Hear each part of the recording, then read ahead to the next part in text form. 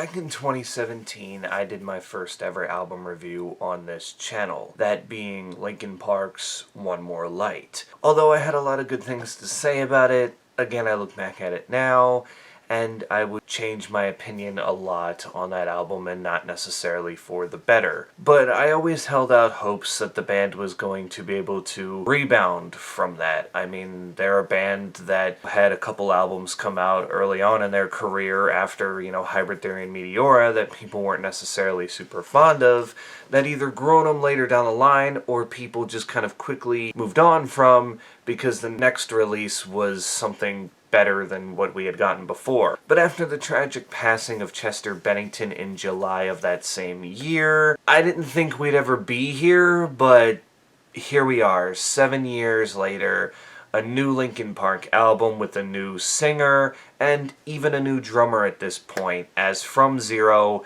is the 8th studio album by the band, and it officially kicks off a new era, one that of course doesn't feature Chester, but features dead Sara vocalist Emily Armstrong. And although I get it, people resonate with Chester's voice, he will always live on, it's good to give this era a shot, and I must say that it's off to a good start. The album is 11 tracks, or 10 if you even want to count the little 20-second intro at the beginning as a track in itself, or mix it in with the Emptiness Machine. The least favorite of the tracks that I liked on here was Overflow. I don't know, it sounded weird, and it kind of sounded more like something you would get off of Mike Shinoda's solo albums or something like that. Like, it wasn't necessarily terrible, but it kind of was just weird with the flow in itself of the album. The OK tracks, Cut the Bridge, Over Each Other, and Stained are other ones that are just kind of missing that something that's making them great. Don't get me wrong, Over Each Other is a good song, and I like the fact that it is just strictly Emily Armstrong on vocals here, but again, it doesn't really feel like a Linkin Park song.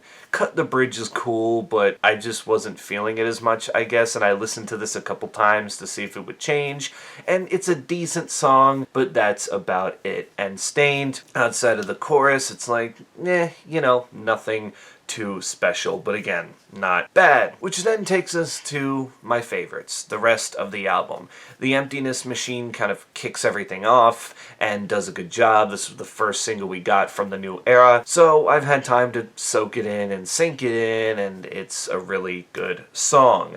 Then Heavy is the Crown, which was the second single release from this thing, sees the band kind of go a little heavier. Mike Shinoda is rapping again, especially not on just this song, but on the record as a whole, which is good to see. And Emily Armstrong gets to show off her vocal talent, including giving us a 17-second scream, just like Chester did on the song Giving Up back in the day. Casualty is a mix of like punk and nu metal that it's just a banger in itself. Again, Emily's vocals here are so great, and even Mike kind of doing more shouty vocals too. That's different for him. I know he's kind of done it occasionally, but I was kind of surprised when I heard his vocals and how he was kind of going about it. Still rapping, but in a more louder, shoutier way. Then we have what is probably my favorite song on the record, that being Two-Faced.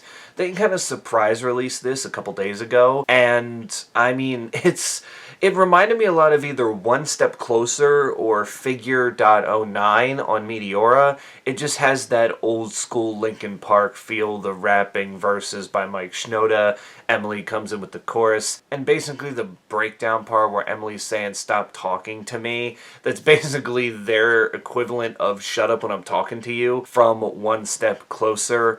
All in all, it's just a headbanger, and again, I don't think there's a song on here that tops it, mainly because, yes, it is nostalgic in a way, because you're kind of going back to old Linkin Park, but the fact that it's probably, I don't want to say the most high-intensity thing on here, but it's the most Linkin Park song on this Linkin Park album, which it's just good to see that they can still go out and write songs like that.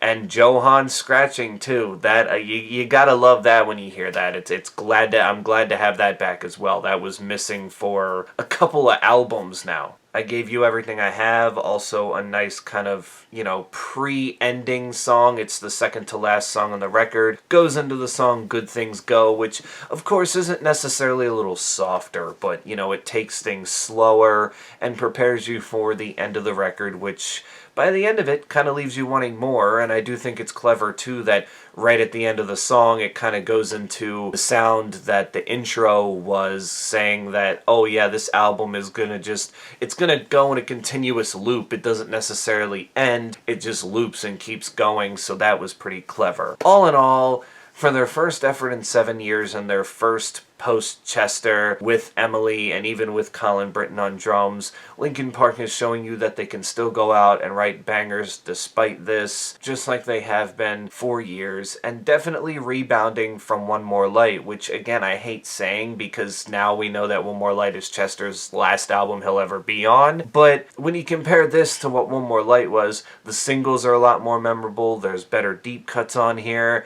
and I just think that the album is very cohesive, whereas One More Light was just lacking that, I guess you can say, big hit to really carry it. Even though it sold well and it was mainly a mainstream pop album, when you look at the staying power it had, it kind of died off after a while. But with this, it's gonna stay probably into their next project, which I'm assuming, I don't know, they could go back to the 2 to 3 year pattern that they were doing before, the whole thing happened. But nonetheless, it's a great start to a new era. With flaws, yes, but, they can fix that with the upcoming releases. From Zero by Linkin Park gets a 7.5 out of 10, and I definitely would recommend that. Even the die-hard Linkin Park fans who want to boycott this thing because, Chester's not on it and they don't agree with, Emily Armstrong as the new singer, give it a shot and see for yourself, because I'm telling you, you'll be won over by the end of it. But that's it for me.